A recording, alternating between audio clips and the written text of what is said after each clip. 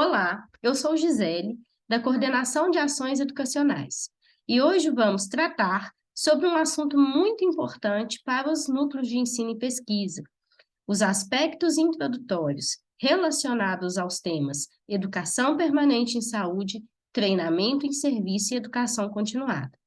É importante ressaltar que temos uma Política Nacional de Educação Permanente. Esta política foi estabelecida no ano de 2009 e visa direcionar as ações voltadas para a formação de profissionais na área da saúde.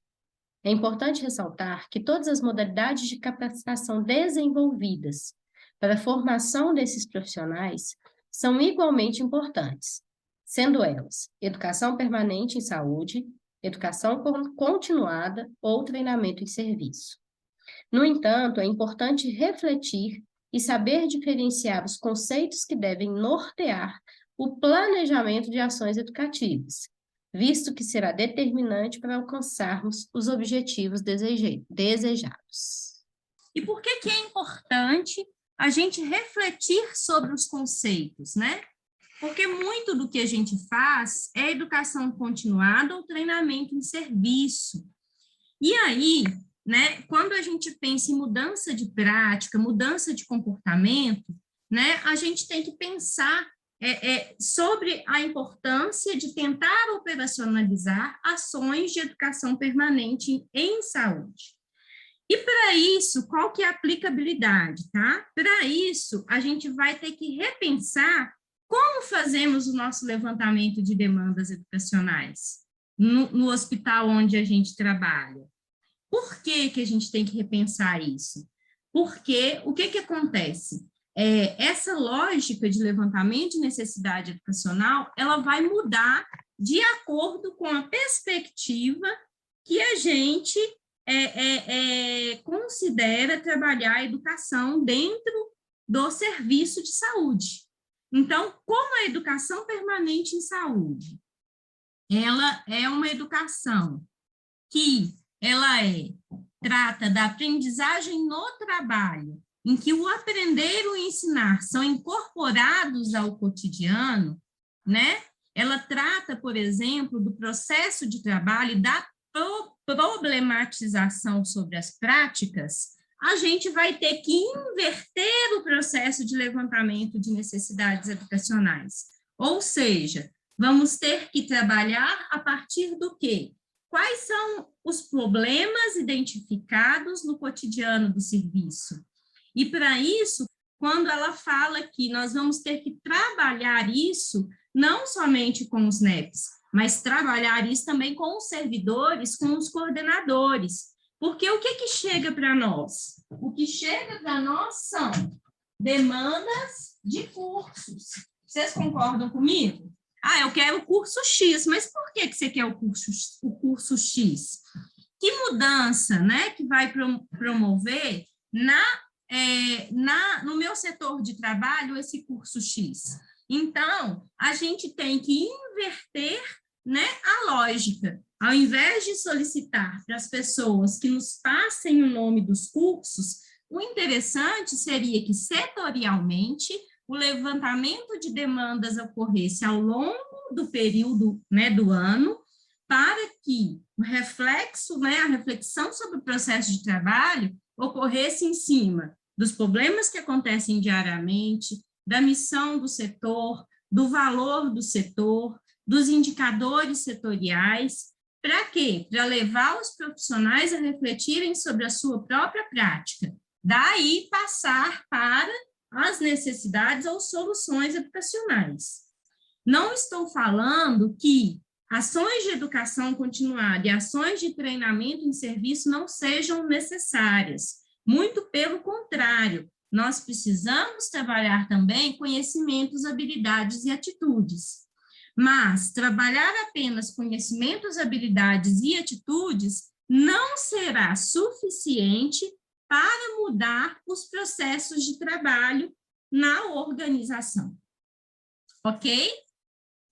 E aí, a educação permanente, ela surge, né, para quem não conhece a questão da história, muito, né, da perspectiva da reforma sanitária, tem influência de Paulo Freire, tem influência aí da questão da participação social, tem influência na gestão do processo de trabalho, né, na formação contínua do profissional de saúde, do controle social, justamente por quê? Porque ela vai advir da participação também, né, das pessoas que são atendidas na instituição. Por exemplo, eu, né, trabalho muito com a questão da segurança do paciente em outras instâncias, em outros serviços. Hoje, discute-se a participação do paciente, a inserção do paciente nos processos de segurança relacionados, né, aos procedimentos que são realizados com ele. Então, o que a gente discute a partir dessa perspectiva? Que, por exemplo, quando a gente faz um diagnóstico de como está, por exemplo, né, um processo de trabalho, né, relacionado, por exemplo, à assistência na segurança do paciente, e a gente tem um feedback da população, a gente retorna isso também, né, para o trabalhador da área da saúde e começa a discutir com ele o que poderia ser melhorado e como pode ser melhorado. Até mesmo para que possa ser feita a reflexão de que nem toda ação educativa vai ser capaz de transformar as práticas. Por quê? Porque, às vezes, a gente precisa de organização dos processos. Então, primeiro, a gente precisa organizar os processos de trabalho. Existem protocolos, as pessoas, se os protocolos existem, né, esses protocolos, as pessoas do serviço sabem que esses protocolos, eles são frutos de monitoramento de indicadores, né? O diretor do hospital, ele cobra dos seus servidores, né, que trabalham ali, né, junto com ele, a incorporação e prática, né, desses protocolos. As coordenações fazem isso, porque o que acontece? A mudança de comportamento, né, ela advém também de controle social. E esse controle social, ele pode vir tanto do paciente quanto do gestor. E aí, se não tem esse controle, se as pessoas, teoricamente, não percebem que o comportamento, esse determinado tipo de comportamento, ele é importante para a instituição, a tendência é que as pessoas deixem de executar o comportamento como é necessário de ser executado. Então, assim, né, isso é uma coisa lógica, e eu vou dar um exemplo prático para vocês. Por exemplo, o médico fulano de tal, faz de conta que eu sou a médica Gisele, ou a enfermeira Gisele, trabalha de uma determinada forma no Mater Dei, mas na FEMIG trabalha de outra forma. Como que vocês explicam, né, essa mudança? Como que vocês explicam isso? Né? Então, não é problema em conhecimento, habilidade e atitude. Então, nem toda ação educativa vai ser capaz de mudar, né, as práticas. Nem todo problema dentro da instituição é passível de ser resolvido por questão educacional. E é essa reflexão que vocês, enquanto NEPs, vão ter que levar quando chegar uma, por exemplo, demanda educacional para vocês, tá?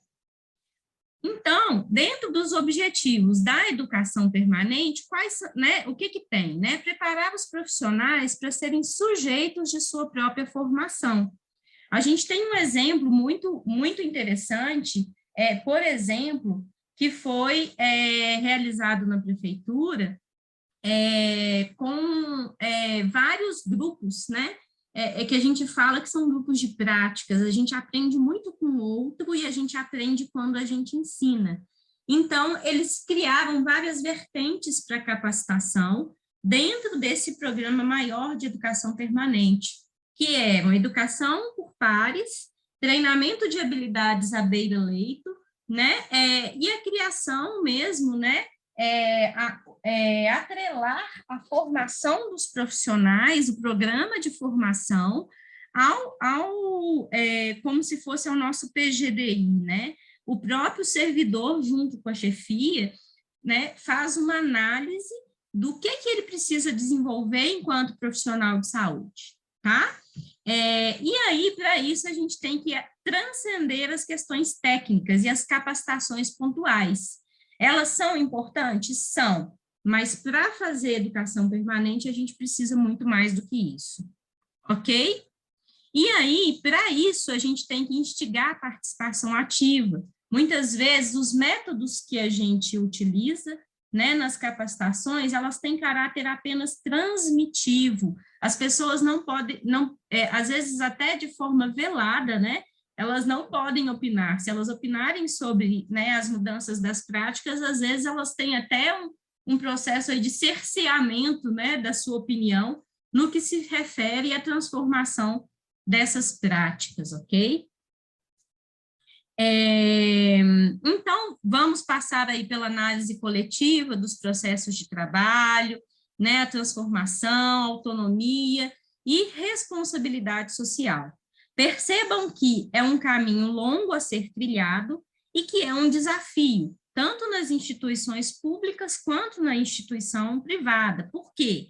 Porque a educação permanente ela foi pensada, né, para realmente promover a mudança de comportamento, a mudança das práticas, mas nós temos pontos de tensão, tá? E aí vocês vão conseguir enxergar isso muito bem quando, por exemplo, no serviço público, a gente tem uma mudança, por exemplo, né, de gestão a cada 4 anos.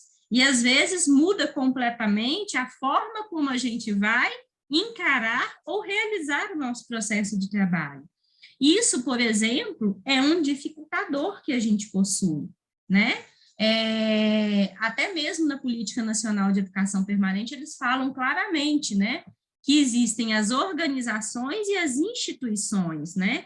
Uma representa o status quo, a empresa, a instituição, e as, né, instituições são as pessoas. E aí o que acontece, né? Nós temos uma diferença, às vezes, um descompasso entre quem, por exemplo, estabelece as políticas, às vezes não consegue romper com essa mudança, porque quando a gente tende a romper com as mudanças e melhorias, às vezes, do processo de trabalho, às vezes a gente mesmo vai ser questionado com relação a essa mudança de processo, ok? Na educação continuada, gente, o objetivo é atualizar conhecimento. E aí vamos pensar aí no ACLS, no BLS, tá? Em cursos empacotados, prontos, tá? Para quê? Para, às vezes, atualizar uma diretriz. Por exemplo, a American Heart Association atualiza protocolo de tanto em tanto tempo. Então, os profissionais eles têm que ser capacitados no que se refere, por exemplo, ao atendimento avançado de vida em cardiologia. É necessário? É necessário. Então, assim, a gente tem que trabalhar sobre todas essas vertentes, mas pensar que, quando pensamos sobre a perspectiva de educação permanente em saúde, temos que inverter a questão do levantamento de necessidades educacionais, ok? A educação continuada, ela vai reproduzir aí muito a questão do modelo acadêmico, do modelo escolar, fundamentado muito no conhecimento técnico-científico, e aí o que a gente deixa de lado às vezes? O saber prático do profissional, a experiência prática do profissional. Se não me engano, foi uma técnica de enfermagem do Eduardo de Menezes que patenteou, não sei se foi um cuidado com ostomia, uma determinada prática que ela aprimorou no que se refere ao cuidado com o paciente. Isso tem que ser valorizado, né? O saber do profissional, né? Atrelar o conhecimento técnico-científico com o conhecimento prático do profissional. Isso, às vezes, não né, feito, muitas vezes, no cotidiano das ações educacionais, ok? E aí vamos pensar sobre as questões, algumas diferenças, por exemplo, de educação permanente e educação continuada. Na educação continuada, as ações educacionais têm muito caráter transmissivo, né, muito focada no conhecimento científico. Já na educação permanente, a gente, né, preza pela participação do sujeito, né, centrada na resolução de problemas. Então, eu passei aí a inverter o meu ponto de vista na questão do levantamento de necessidades educacionais. Eu vou partir para, né, a partir dos problemas do setor, né, identificar quais são as necessidades de aprendizagem. E é essa inversão que vocês vão ter que, né, fazer com os coordenadores, né? Essa inversão de olhar. A aprendizagem tem que ser significativa, ou seja, considerar os pressupostos da andragogia, da aprendizagem do adulto, ou seja, eu aprendo porque eu quero, porque aquele assunto me é interessante e porque eu vejo que ele é necessário para a minha prática. Se eu não enxergar isso dentro da proposta educacional, podem ter certeza de que não haverá envolvimento do servidor no processo de aprendizagem. É muito importante também que se utilizem metodologias ativas de ensino-aprendizagem. Dentro da pirâmide de aprendizagem e mudança de comportamento, vocês vão perceber que eu aprendo muito mais quando eu ensino e eu aprendo muito mais quando eu pratico. Por isso que as capacitações, né, as ações educacionais voltadas para o treinamento de habilidades, para a prática, né, colocar a mão na massa, elas são muito mais eficazes do que, por exemplo, um método específico de apenas transmissão do conhecimento. Não quer dizer que eu não precise trabalhar, né, conhecimento, eu preciso trabalhar conhecimento. Sem conhecimento, sem trabalhar habilidade, né, eu não consigo trabalhar atitude, eu tenho que trabalhar todas as competências, ok? Outra questão importante é valorizar os saberes pré-existentes, igual eu falei, né, já afirmei com vocês. A educação continuada, ela tem um caráter muito pontual, né, muito específico, ela é esporádica, e a educação permanente, contínua, ou seja, né, isso deve-se ter uma reflexão contínua sobre os processos de aprendizagem, ok? No que se refere ao enfoque, tá? Na educação continuada, é muito uniprofissional, já na educação permanente, ele é multidisciplinar, ou seja, eu preciso da equipe. Pense, por exemplo, num time de resposta rápida para atender, né, um paciente em parada cardiorrespiratória. Todo mundo tem que saber qual que é a função de todo mundo tem que estar sincronizado, e aí, para atender o paciente. Então, eu preciso de ter as diversas profissões, né, intercambiando os saberes. É necessário isso para que eu coloque a educação permanente em prática. E aí, quando eu apresento para vocês esses conceitos, pensem o seguinte, é um desafio, é um objetivo a ser alcançado, né? A gente vai a passo de formiguinha, até mesmo porque eu falei com vocês, nós temos aqueles pontos de tensão, né? Que muitas vezes a gente não consegue transcender ao todo nos avanços necessários nas práticas de educação permanente. Na educação continuada, a demanda surge apenas da instituição. Já na educação permanente, as demandas elas vão emergir das situações vivenciadas pelos trabalhadores. O técnico de enfermagem, o profissional da limpeza, né? E aí inclui o paciente, o coordenador de serviço, ok? Ela não acontece de forma transversal, ela acontece nos dois sentidos. Em relação ao levantamento de demandas, ele é esporádico, né, na educação continuada. Já na educação permanente, ele é contínuo. No que se refere ao papel do facilitador, né, porque hoje a gente nem usa mais a palavra professor, né?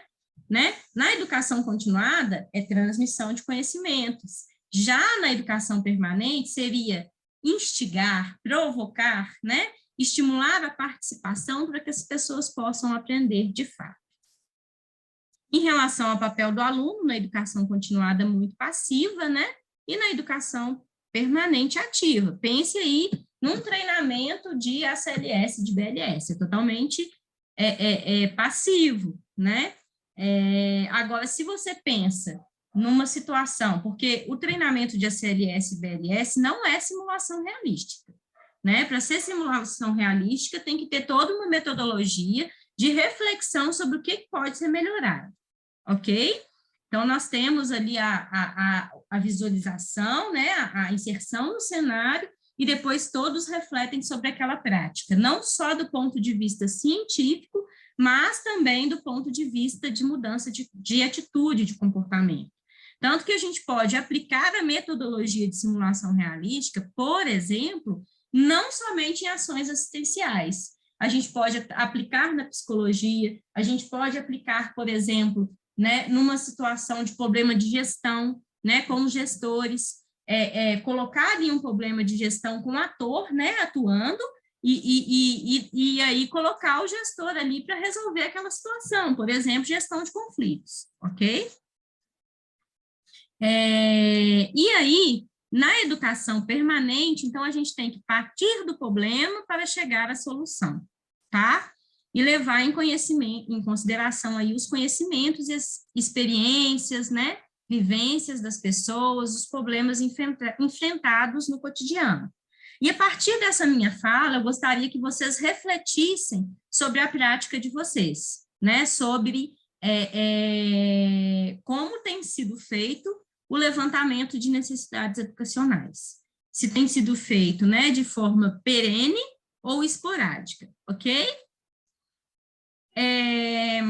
Já falei com vocês, né, que a gente tem esses pontos de tensão, que a gente precisa trabalhar conhecimento, habilidade, atitude, e partir da reflexão das práticas, né, dos problemas vivenciados. Trabalhando aí o chá, e hoje em dia a gente já trabalha o CHAI, né, que inclui o E, que são as entregas.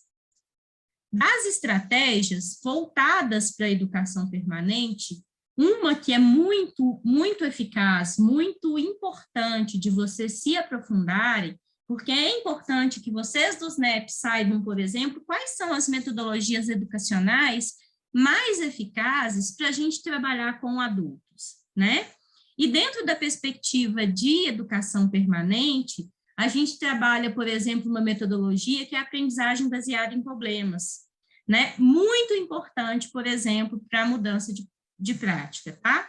Estudo de caso, porque vai levar as pessoas a discutir as questões. Estudo de caso não é só na assistência, a gente pode fazer também na área de administrativa, na área de gestão, tá? Estágios em loco, ou seja, eu vou lá e faço treinamento, grupo de discussão, telemedicina também foi aí um avanço, né, nessa questão em que todos podem trocar experiências e um aprende com o outro. A gente aprende muito com os pares, tá? Oficina, grupos. Então, a aprendizagem dessa forma, ela vai privilegiar a mudança das práticas, porque à medida que eu vejo, né, em que um determinado profissional age de determinada forma ou tem uma solução, a gente está trocando experiência. E aí a gente tem várias teorias, né, voltadas aí para mudança de comportamento, que falam que a gente aprende muito com a experiência do outro também, não somente com a nossa vivência. A educação em serviço, né, onde que ela entra? É aquele treinamento que a gente faz, por exemplo, à beira-leito, ou aquele treinamento, por exemplo, que a gente faz, por exemplo, como que eu acesso o SIG, como que eu acesso o CIGEP, como que eu acesso, né, determinado sistema, como que eu preencho determinado formulário. Isso é um treinamento em serviço, tá? Ele está muito relacionado à prática diária.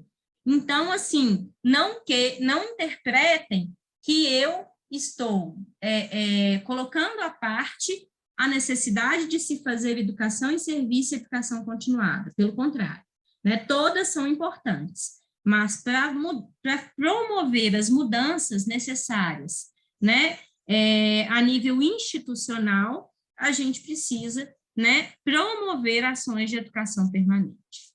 Essas são as referências, né, utilizadas aí, né, para a montagem, né, dessa exposição. No mais, nos colocamos à disposição para esclarecimentos e para auxiliar vocês no que se fizer necessário. Um abraço a todos.